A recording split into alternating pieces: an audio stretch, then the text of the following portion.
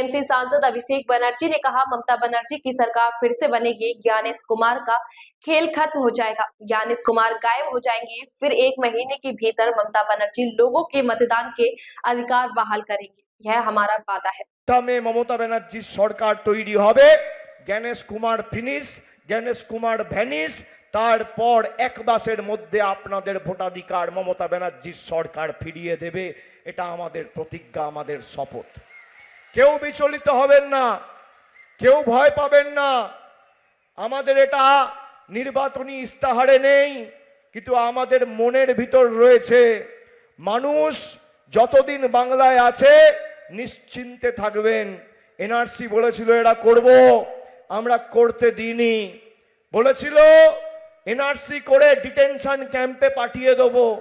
BJP মানেই detention, আর তৃণমূল মানে no tension. Trinamool যতদিন আছে আপনি নিশ্চিন্তে থাকুন।